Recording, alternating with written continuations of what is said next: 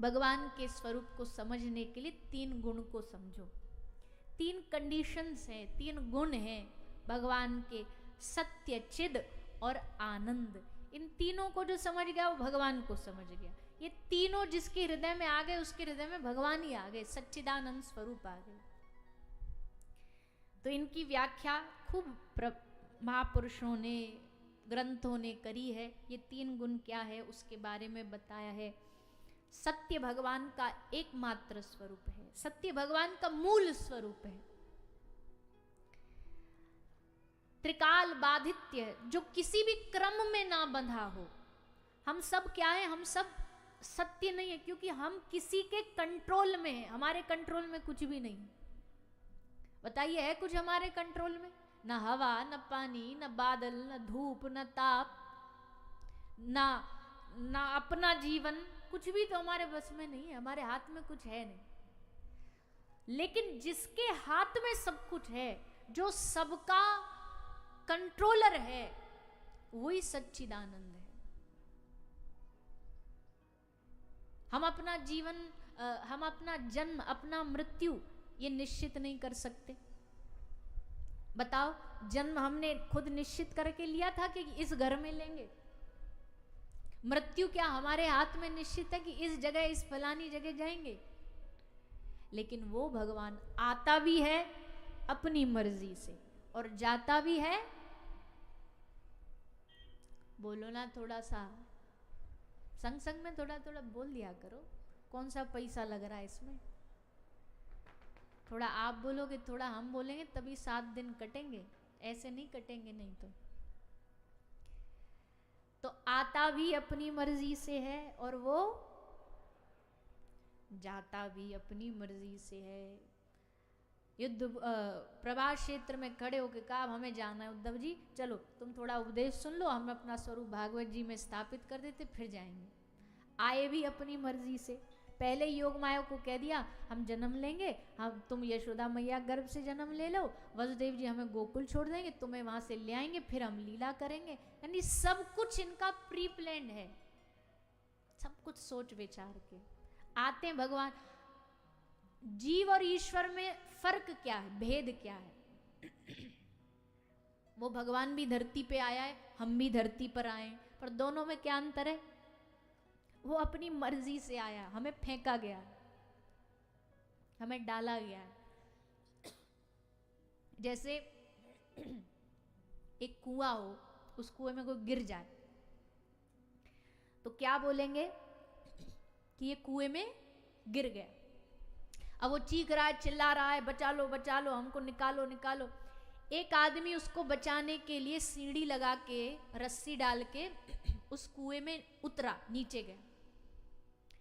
अब पहला जो आदमी अंदर है उसके लिए तो ये कहा जाएगा कि ये कुएं में गिर गया, और दूसरा जो है उसके लिए क्या कहा जाएगा कि ये कुएं में उतरा है, क्योंकि एक अपनी मर्जी से और एक गलती से गिरा है। हम सब गलती से गिरे हैं, अपनी कोई पूर्व के प्रारब्ध रहे, भगवान ने कहा जाओ संसार में अब जाके भोग के आओ, तो हम गिरे हैं और भगवान उतरते हैं। इसलिए हमारा जन्म होता है और भगवान का अवतार होता है।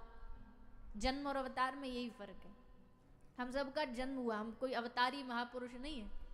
कई लोग मनुष्यों को भी बोल देते हैं कि आज इनका अवतरण दिवस है। अरे भाई, धरती पर भगवान के अलावा कोई अवतरण नहीं है, भगवान ही अवतार लेते हैं, बाकी सब जन्म लेते हैं, भगवान का जन्म नहीं होता। इसलिए कहते हैं आज भगवान का अवतार होने वाला है, जन्म होने वाला ये नहीं कहते, आज भगवान अवतरित होने वाले। तो इसीलिए वो सबका कंट्रोलर है, सब कुछ उसके सामर्थ्य है, इसलिए वो कभी न मिटने वाला है। इसलिए उनका स्वरूप है सत्य, चिद चैतन्य है, सब में विराजा है। और तीसरा उनका स्वरूप है परमानंद। परमानंद इसलिए है क्योंकि भैया देखो, संसार में चारों ओर आँख कान नाक सब खोल के देख लो, चारों ओर दुख ही दुख है। जहाँ देखो दुख ही दुख है, जहाँ देखो चिंता ही चिंता है, जहाँ देखो परेशानियां ही परेशानियां। इस सारे संसार, दुखों से भरे संसार में अगर तुमको परम आनंद चाहिए तो एक ही रास्ता है, ठाकुर जी के चरणों को पकड़ लो, तभी आनंद मिलेगा।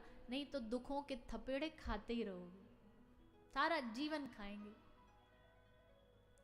धूप पड़ रही हो और उस तपती हुई धूप में कोई हमको जरा सा हवा मिल जाए तो कितना आनंद आता है।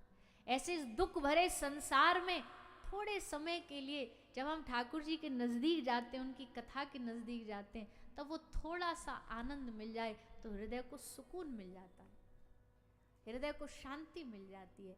ऐसे शांति के पुंज हैं श्री ठाकुर जी। विश्वोत्पत्त्यादि हेतवे, विश्व की उत्पत्ति करते हैं, दुनिया बनाते हैं, दुनिया चलाते हैं, और दुनिया को जब मिटाना हो तो संहार भी करते हैं। तापत्रय विनाशाय, तीनों तापों का नाश करते हैं, दैहिक दैविक भौतिक ताप का।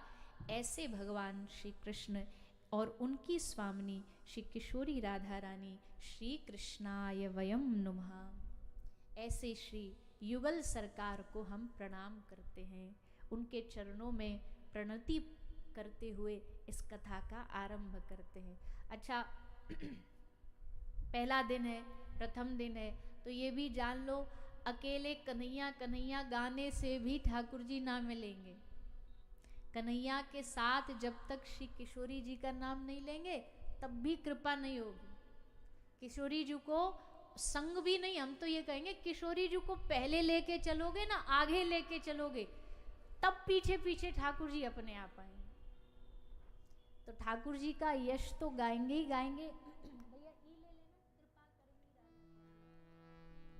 ठाकुर जी का यश तो गाएंगे ही गाएंगे, पर इन 7 दिनों में किशोरी जी का यश भी खूब गाएंगे, ताकि हमारी वाणी पवित्र हो और हमारे ठाकुर जी हम पर रीझे।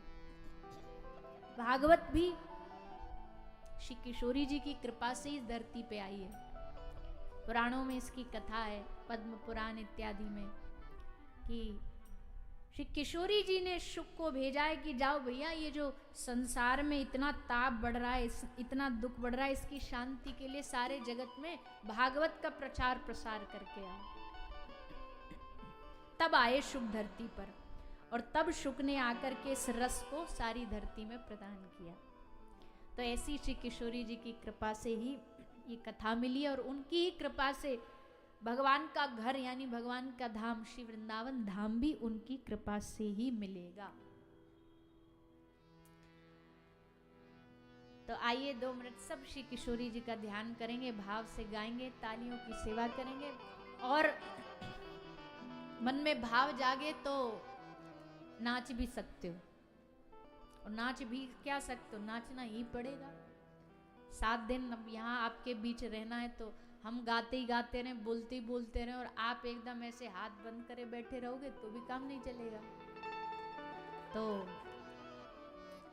खूब भाव से ठाकुर जी को रिझाना है, श्री जी को रिझाना है, गा के, नाच के, रो के, हंस के प्रार्थना करें, हमें अपने धाम बुलाइए, हमारे हृदय को अपना धाम बना दीजिए।